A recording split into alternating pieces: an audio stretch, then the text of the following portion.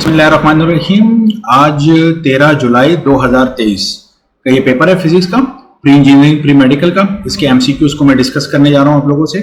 So start करते हैं। इसकी की मैं आपको बताता रहता हूं कि क्या है हमारे पास। देखिए, पहला है refractive index of the glass increase uniformly as there is an increase in its density. तो इसका ऑप्शन होगा हमारे पास डेंसिटी। जैसे जैसे हम डेंसिटी को बढ़ाते रहते हैं वैसे वैसे हमारे पास रिफ्रैक्टिव इंडेक्स इंक्रीज करता है।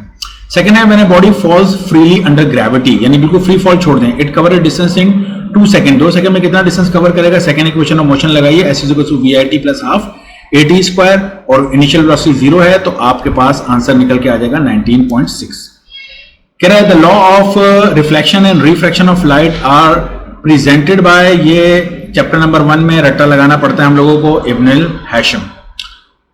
When a body move vertically upward, बिल्कुल सीधी ऊपर जा रही है, work done by the gravitational field. Gravitational field जो वर्क करती है वो हम नेगेटिव लेते हैं, ये चैप्टर नंबर 7 में हमने पढ़ा हुआ है।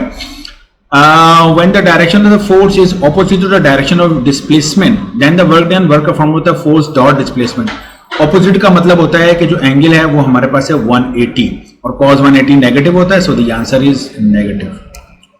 The value of gravitational constant was first determined by, किसने किया था?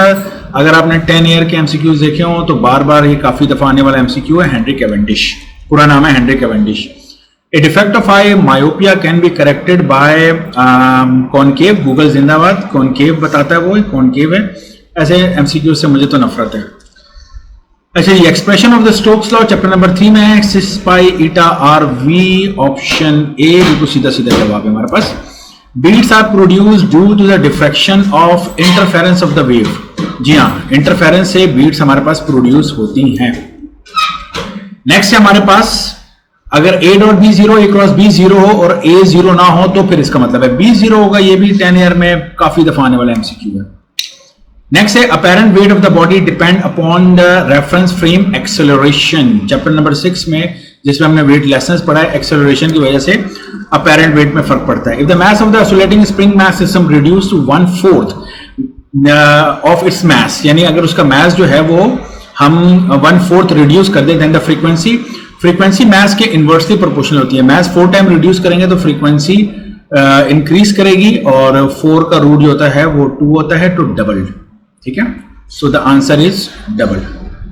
सो ये मेरे पास आंसर है। रुके मैं इसको सही करके कर दूं, मेरा पीसी बहुत ज्यादा लैग कर रहा है इस वक्त। Okay, a body is moving with uniform circular motion having radius r in its half revolution. आधे चक्कर में वो एक पॉइंट से दूसरे पॉइंट तक, इसका मतलब है डिस्प्लेसमेंट क्या होगा? r + r 2r होगा। So this is your option 2r। It has the highest frequency, तो एक्स रेज की हाईएस्ट फ्रीक्वेंसी होती है, और भी होती है, इससे भी हाईएस्ट होती है, बट यहां जो ऑप्शन लिखे हुए हैं उसमें हाईएस्ट एक्स रेज है। ये थोड़ा सा जरा अजीब सा, मतलब ये चैप्टर नंबर 9 की शुरू की थ्योरी में है, लेकिन लोग आमतौर पर पढ़ते नहीं है। This property do not exhibit by the sound wave. Sound wave क्या नहीं करती? साउंड वेव पोलराइजेशन नहीं करती, क्योंकि पोलराइजेशन के लिए शर्त है कि वेव्स हमारे पास ट्रांसफर्स होने चाहिए, जबकि साउंड वेव जो है वो लॉन्गिट्यूडनल है। Physical quantity that remains conserve in both elastic and in elastic collision. तो दोनों की शर्त अगर आप पढ़ेंगे तो पता चलेगा मोमेंटम वो है जो दोनों में सेम रहता है। वर्क एनर्जी इक्वेशन जो है वो law of conservation of energy की एक बदली हुई शक्ल है। सिंपल चैप्टर नंबर 6 के अंदर हम लोग 7 के अंदर हम लोग ये पढ़ाते हैं। सो दैट्स इट, ये तमाम एमसीक्यूज है और इसको आप देख सकते हैं। ठीक है, कोई क्वेश्चन हो तो आप कमेंट में कर दीजिएगा, मैं इंशाल्लाह आपको जवाब दूंगा। थैंक यू सो मच, अस्सलाम वालेकुम।